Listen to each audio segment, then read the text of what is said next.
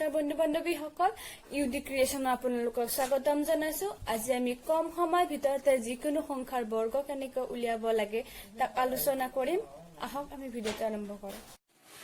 ইয়াত আমি যিকোনো দুটা সংখ্যা লওঁ যাৰ আমি বৰ্গ উলিয়াম ধৰা হল আমি লৈছো 54 আগে 54 ৰ স্কয়াৰ 54 ৰ স্কয়াৰ কৰিব হলে প্ৰথমে আমি 5 ক স্কয়াৰ কৰি লিখিব লাগিব 5 ৰ স্কয়াৰ হ'ব 25 আৰু 4 ৰ স্কয়াৰ হ'ব 16 নেক্সট স্টেপত আমি ওপৰত যিমানটা অংক দেখিছো আমাক কৰিব দিয়া সংখ্যাটো যিমানটা অংক দেখিছো গোটেইকেইটাকে পূৰণ কৰি দিব লাগিব আমাৰ ইয়াত আছে 5 আছে 4 আছে আৰু স্কয়াৰ অৰ্থাৎ 2 আছে 5 into 4 into 2 অৰ্থাৎ 40 হ'ব নেক্সট লাইনত আমি 42 এনেকে লিখিম যাতে এককৰ ঘৰৰ তলত একো আমি নিলিখো নেক্সট 0 টো আমি 1 ৰ তলত লিখিম অৰ্থাৎ দশকৰ ঘৰৰ পৰা স্টাৰ্ট কৰিম দশকৰ ঘৰ অৰ্থাৎ 1 ৰ তলত আমি 0 লিখিম নেক্সট 5 ৰ তলত 4 লিখি এটো যোগ কৰি দিম 6 1 2 এতিয়া 54 বৰ্গ হ'ব 2916 চাওক আমি কম সময়তে কিমান সহজতে বৰ্গ উলিয়াব পাৰিলো নেক্সট আমি আৰু এটা উদাহৰণ লওঁ যে 85 আমাক লাগে 85 ৰ স্কয়াৰ 85 আমি 8 ৰ স্কয়াৰ কৰি লিখিব লাগিব 8 ৰ স্কয়াৰ হ'ব 64 আৰু 5 ৰ স্কয়াৰ হ'ব 25 ফাৰ্স্ট লাইন আমাৰ হৈ গল অৰ্থাৎ ফাৰ্স্ট স্টেপ আমাৰ হৈ গল স্টেপ নম্বৰ 1 ফাৰ্স্ট স্টেপ হৈ গল আমাৰ সেকেন্ড স্টেপত আমি ইয়াত আমাক যিটো সংখ্যা আমাক কৰিব দিছে সেই সংখ্যাটো আমাৰ যিমানটা অংক দেখা পাও গোটেইকেইটাকে পূৰণ কৰি দিব লাগিব অৰ্থাৎ আমি ইয়াত দেখিছো 8 আছে 5 আছে 2 আছে 8 5 2 80 হ'ব এতিয়া আমি আগতে পোৱা অংকটোৰ লগত 82 এনেকৈ যোগ কৰিম যাতে এককৰ তলত একো আমি নিলিখো নেক্সট দশকৰ ঘৰৰ পৰা আমি আৰম্ভ কৰিম দশকৰ ঘৰৰ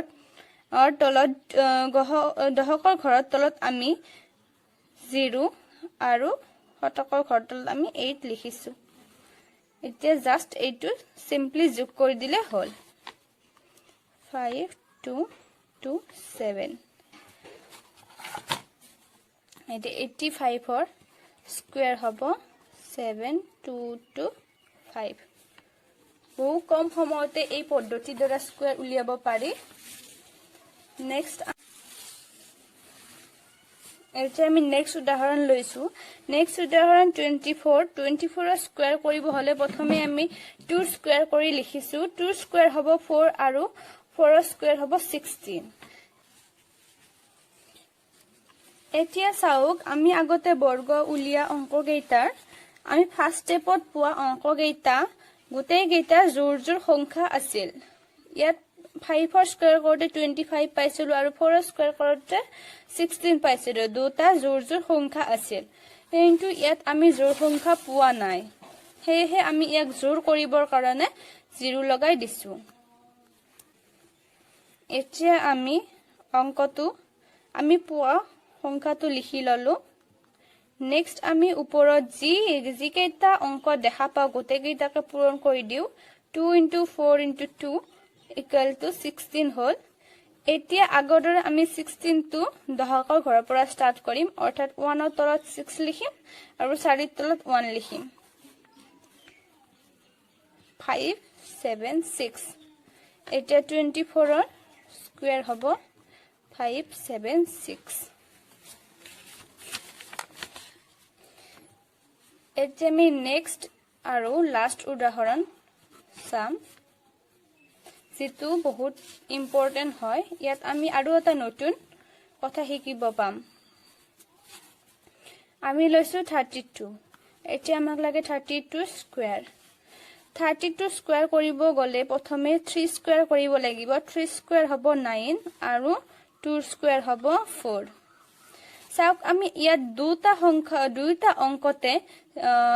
সিঙ্গল অংক পাইছো এতিয়া আমি 0 বহাই দি ইয়াক ডাবল কৰি ললো 0904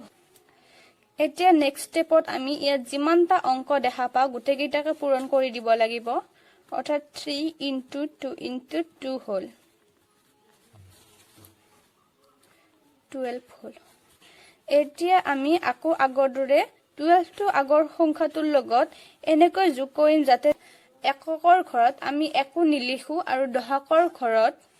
তলত আমি দশকৰ ঘৰৰ পৰা আমি স্টাৰ্ট কৰিম অৰ্থাৎ 0 তলত আমি 2 লিখিম আৰু 9 তলত 1 লিখিম সিম্পলি এটো যোগ কৰি দিম 4 to 10 অৰ্থাৎ 32 ৰ স্কয়াৰ হল